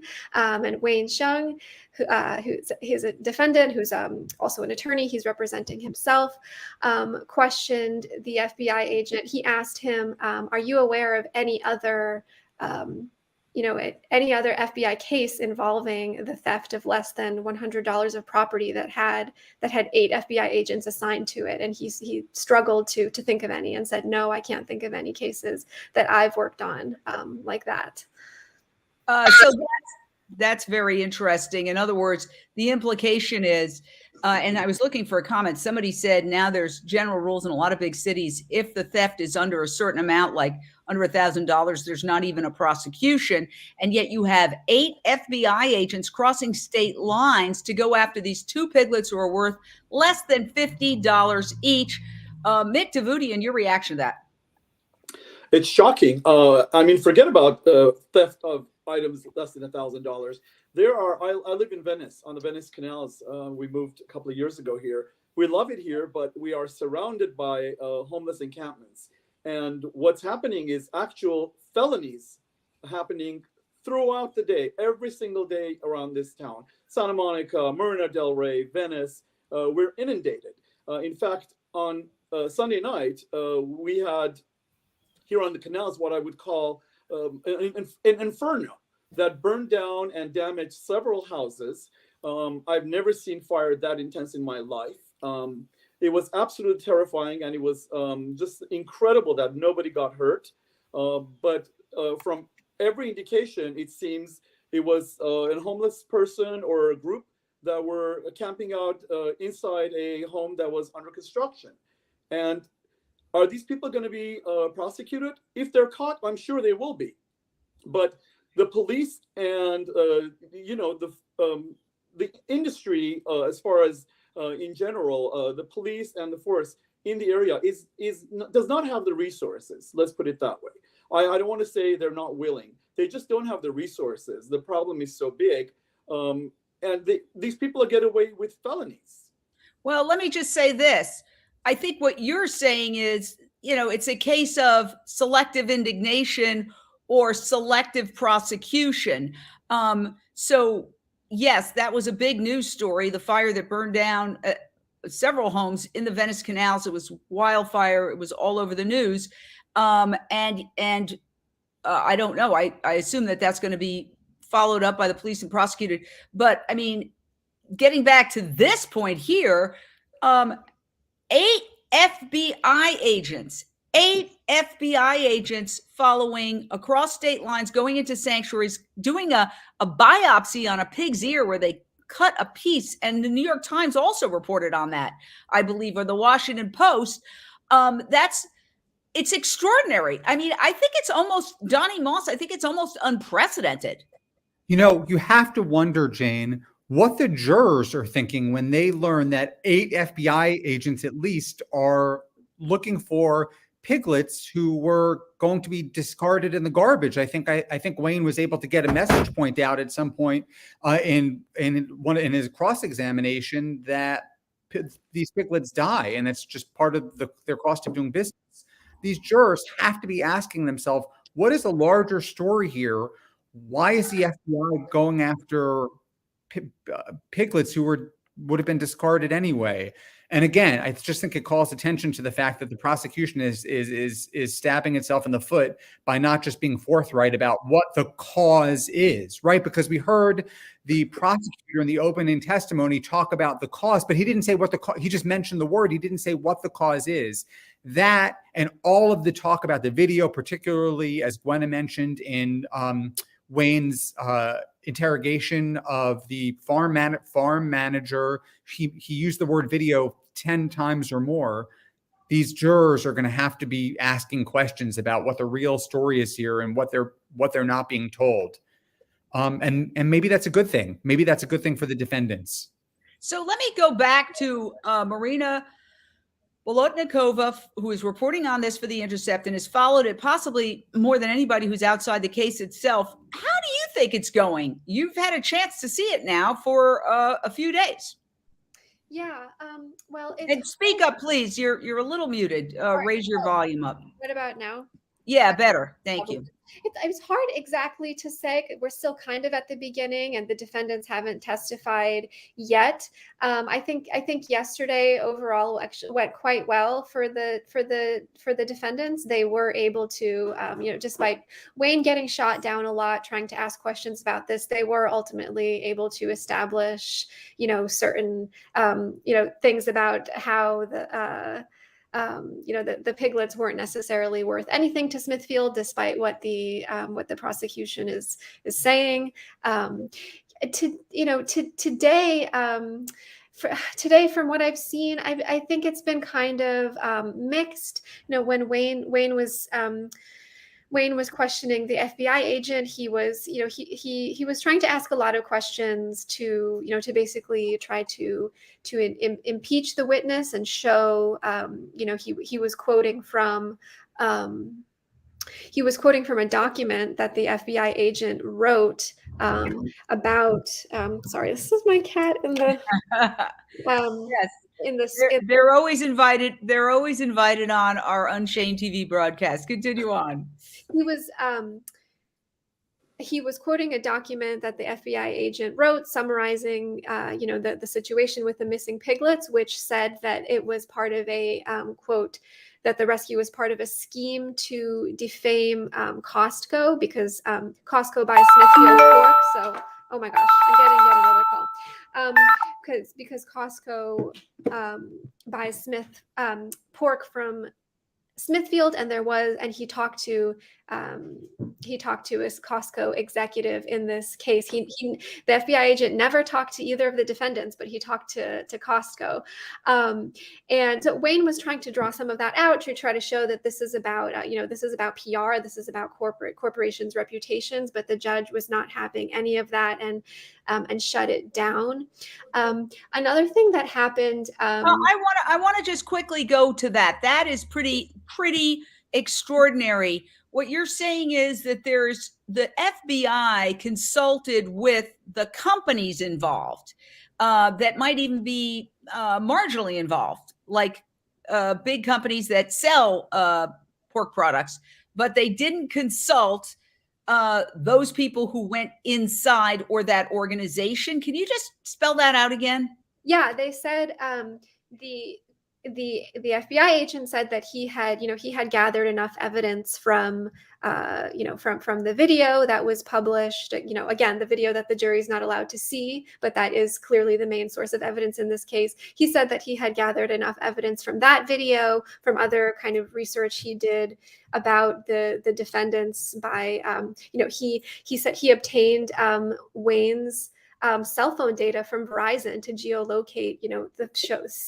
confirm that he was in Beaver, Utah when the alleged crimes were committed. And so he said he had enough evidence from all of that it wasn't necessary to talk to the defendants. Wow, that says a lot right there. I want to go to Carla Cabran, who has now moved into her car. Carla, you were asked to leave the area. Bring us up to date on that. And if you could unmute, go ahead.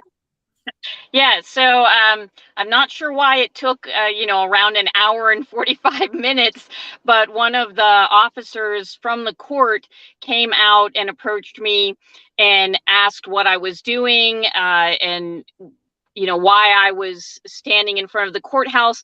What's been interesting from the time that we arrived, all of us from DXC, Direct Action Everywhere, all the activists, I think the day before we arrived, or the day of, we noticed very fresh no loitering signs that went up all around the courthouse in anticipation, I think, of our arrival, so that we would not linger in the area. And again, I'm not sure why it took so long, but an officer from the courthouse came out, approached me, asked what I was doing, what this was, and asked me to leave the area.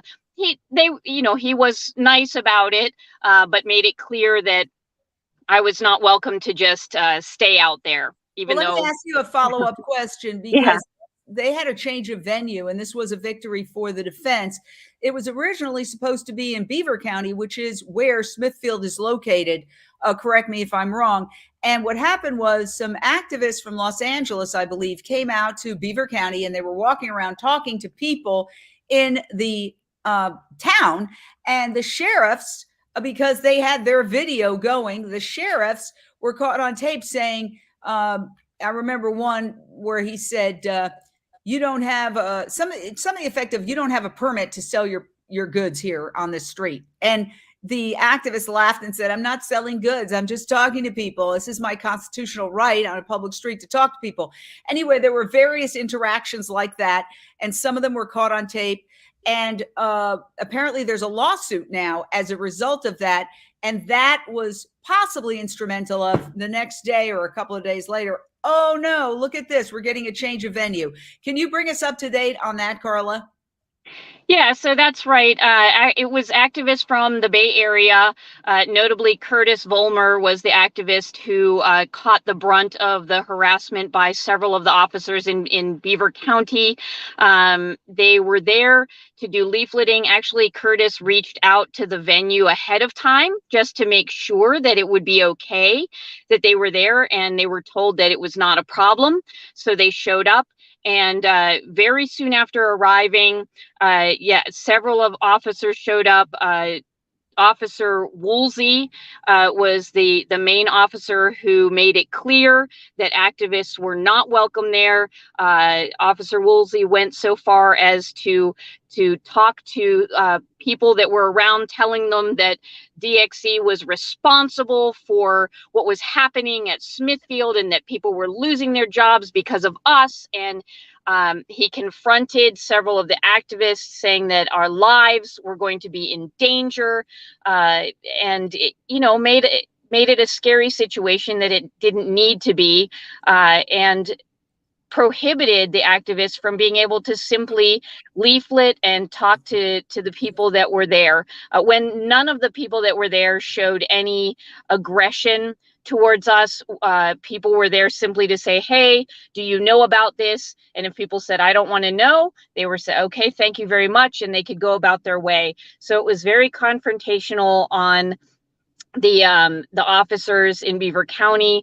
And so Direct Action Everywhere is suing Beaver County for a violation of their First Amendment rights. Wow. My gosh, this is a documentary. Somebody needs to do a docuseries on this. Mick, you are a person who's had a lot of experience in the high-tech industry, okay? You've dealt with very important people. You've done a lot of extraordinary things. When you look at this case and put it in context of where we are as a society, okay, what would you say? There are moments in history that maybe at the moment in time did not seem like such a big deal. And we can all think of those moments where somebody had mentioned the lunch counter protests, the suffragettes who were force-fed in prison when they refused to whatever, literally, women were force-fed when they were on a hunger strike in prison, in jail, before women got the right to vote. There are these moments in history, but at the time, it may not be recognized as something really, really significant. Where do you think this trial stacks up? Well, more so I think the movement. There are stages of life when it comes to social justice movements. I think we are approaching kind of obviously we're not quite mature yet. If we were, there'd be a lot more public visibility to it. But we're getting there. So I think that's where we're at. think back in the 80s, I was a young man. And as a gay young man, I was out and proud and happy with my life, happy with my partner. But there was still a lot of oppression going on back then. And back in 1993, my now husband of 35 years and I were together back then, just a couple of years. We went to the March on Washington for gay rights. And I remember telling a friend of ours, we're going to participate in a huge, celebration of sorts, a kind of a wedding, even though it wasn't a legal wedding, but there were 5,000 couples and we all got married. So when I told him we're going to do this, his reaction was, well, why would you bother? It's never going to be legal. Well, fast forward to 25 years later, we see what happened. It doesn't mean that's the end point. We still have to fight because justice just doesn't stay in a vacuum. There are forces trying to take away rights, even as you have them. But that's where we are. I think we're at the stage where this is going to explode. All right. Thank you for that. A great analogy or reference point. Marina Bolotnikova, again, you've been covering this for The Intercept from the beginning. Give us a preview. How long is this trial going to last? When do you think we might have the closing statements, closing arguments, a verdict? And where are we here? Mm-hmm. Well, it's really unpredictable. I think this judge is determined to power through this quickly. I think that's and that's why he kept jury selection going for 12 hours on Monday. So it's scheduled. It's scheduled to only run through this week and end on Friday. Obviously that's not guaranteed because sometimes it's just not done on time. I think it is. I think it's likely to end on Friday. It could also be next week. Another thing that happened today that I was going to mention is about an hour ago, the judge ordered that there's a pool reporter in the courtroom from St. George News, a local news outlet. He has been getting great footage of everything. He shared all the footage with other reporters yesterday, some of which we've been able to share. The judge ordered that he is not allowed to talk to any of the activists between 9 and 5, or his access is going to be revoked. Which the reason for that is unclear. I think the judge said that he's concerned that it will kind of interfere in some way or bother him while he's trying to do his job. But I think that order kind of speaks for itself. It's odd. Okay, so I've been dealing with this reporter, and he's been very responsive and wonderful. I think his name is Jeff Richardson with the St. George News. And so here's some of the backstory. I had applied to be a pool reporter, to have a camera in the courtroom. I would have gone to Utah and put a camera right in the courtroom. And I was denied, saying, Marina, who is this person right here, who you were looking at and just spoke, sorry, you're denied because Marina Bolotnikova had requested first. She's going to be the pool reporter. She's going to take recordings off of WebEx, and then she's going to disseminate them to the media. Well, then a couple of days before the start of the trial, and full disclosure, we even sent a computer over to her so she could actually record the trial and we could talk to her at the same time, because it would be impossible to do this two at once with one computer. A couple of days later, before the trial, suddenly the judge said, no, her permission is revoked. We're giving it to St. George News, and they're going to be the pool camera. Wow. So I don't know when they requested. Did they request before me or after me?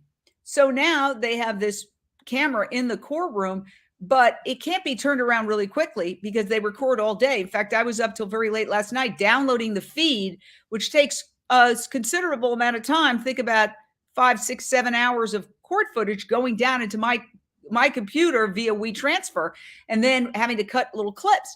So the very fact that you can't turn it around instantly is going to deter coverage, which by the very nature of news has to be timely. Okay. Something that is, what they say is yesterday's news is today's, garbage wrapper. But it has to be timely, and he's doing the best job. I mean, he's really been very responsive. Kudos to Jeff Richards of the St. George News. However, He's limited by the fact that he has to do his own reporting. He even said that. I'll get it to you as soon as I can. And then we're getting it at the very end of the day. So now the judge is apparently telling this reporter, you can't talk to any of the activists. What do you think is behind that, Donnie? You're pretty good with strategy and analysis. Oh, you're muted. You're muted. Sorry, I guess he has a sense that the reporter is perhaps sympathetic. I mean, it's just another example of how this judge, and probably at the urging of the prosecution, is moving mountains to keep the information out of the public domain. It just seems so unconstitutional, if that's the right word, to make media access to this information so difficult. And I can't help but think, Jane, that this is going to backfire in one way or another, perhaps in the defendant's ability to ask for an appeal if they're convicted, or perhaps in media coverage about how the trial was handled. Something's got to give here. This doesn't seem sustainable. Yeah, I mean, sometimes, these things end up being taught in schools as what not to do. And we know that in law schools, a lot of times they can now look at videotape of trials and get a sense of, okay, this was a good move, that was a bad move. Carla, you are maintaining your cool. And it seems like Wayne, when you see his cross-examinations, is very, very cool. But there was one point where it got a little bit heated. We're just about to wrap up, but I want to just play this because I think this kind of summarizes the entire case, and it's as close to a confrontation as we've heard. You testified that piglets, I just want to restate your testimony previously, that piglets have value in Smithfield, correct? Yes, they do. Okay. Does this include piglets that end up in a dumpster outside? Again, Your Honor, objection. You've gone over this 3 or 4 times. Sustained. And piglets that are discarded into dumpsters. Presumably these piglets are not sold for meat, I correct? think this is the 5th time I've stood and objected to the same question. Your Honor, I'm just trying to establish... It's sustained. Okay. I don't want you mentioning that again. Okay. Your Honor, I'm just trying to establish the value of the piglets, which is an element of theft. Sustained the objection. Your Honor, may I approach? No. Ask the question. May I approach? No. Ask the question. What was your reaction to that, Marina? Yeah, that was definitely a memorable moment yesterday when the judge said, I don't want to hear you asking about this again. He kept asking about the dead piglets in dumpsters. I think that it's been, I think it has been evident throughout the lead up to this trial and the pretrial hearings that this, I think this judge he gets angry at Wayne. I think it's as an outsider, from an outsider's perspective, it certainly seems like he doesn't he doesn't like Wayne, and it's palpable, and I'm sure it is to the jury too. Wow. Okay. Well, we're going to wrap up our coverage. I want to give everybody a chance for final thoughts and remind you that we are also streaming this on our global streaming network, Unchained TV, which you can download on your phone for free. It doesn't require an email or anything, and it has 712 and counting videos that are a portal to a compassionate way of living. And we're also covering this trial. So now we're upgrading our streaming network for live coverage in the hopes of becoming the sustainable and compassionate CNN. And you're going to see more and more shows like this, live coverage of important events. In fact, we're going to the big vegan summit in DC in a couple of weeks, and we're going to be live interviewing very, very important leaders in our movement there. So please download Unchained TV, the global streaming network. Yes, I know this is homemade. It's in the process. We got an order in, okay, to get some better ones. But all seriousness, yes. And Paige Parsons Roach says we are going to become the vegan CNN. That's our goal. Yes. And just like MSNBC has a point of view and Fox News has a point of view, sure, we have a point of view, but we stick with the facts as well. So let's get final thoughts, because we're going to be back tomorrow with this panel and other incredible guests. Let's do a little roundtable. Final thoughts on this case. Let's start with Donny Moss. When tens of thousands of people were dying of AIDS sort of in the first years of the epidemic, and the government was ignoring the epidemic because of who was affected, people with AIDS literally climbed up the walls of the NIH and blocked the entrance of the Holland Tunnel. It's those kinds of tactics and the kinds of tactics that animal rights activists are employing now, such as the ones in this trial, which are much less perhaps provocative than what I just described. That's what's going to move the needle. Change happens in the discomfort zone. These guys from DXC and women from DXC, they are going to move the needle in the right direction much more quickly than if they weren't engaging in these tactics. And what they've done is not a crime, in the same way that breaking a window to rescue a baby or a dog is not a crime. They're heroes. All right. And we're going to go next to Mick Davoudian. Well, Jane, don't get angry with me for saying you're a legend, because you are. But I also know that you're a visionary. We were talking about timeliness of news and how important it is to get the information out quickly. And in this case, it's very frustrating because, like you said, yesterday's footage, you didn't get it till this early this morning done, right? So, but I think there's something to be said about the fact that things have changed. People are very busy. Technology is keeping everyone super busy to the point where people don't necessarily have the time to sit and watch something live during the day hours. So I think what you mentioned earlier, as far as like a limited series, I see that happening. I think this case should be in a limited series on Unchained TV, or as Paige said, maybe it would be the VNN, Vegan News Network. Yes, well, this is going up on our app. It's streaming live, and then it's going to be viewable. As soon as it ends, it processes, takes about an hour, and then it's up as a video. But what I was saying is, boy, they do a docu-series, which was very riveting on WeWork. They did a docu-series very riveting on called Super Pumped, about the rise of Uber. Why not a docu-series on this? The question is, who's going to play us? That's the only thing. All right. I think we've got Anna de Armas going to play you, Carla Cabran. Okay. Give us your final thoughts. We can have a little humor, even though it's a very serious and tragic subject.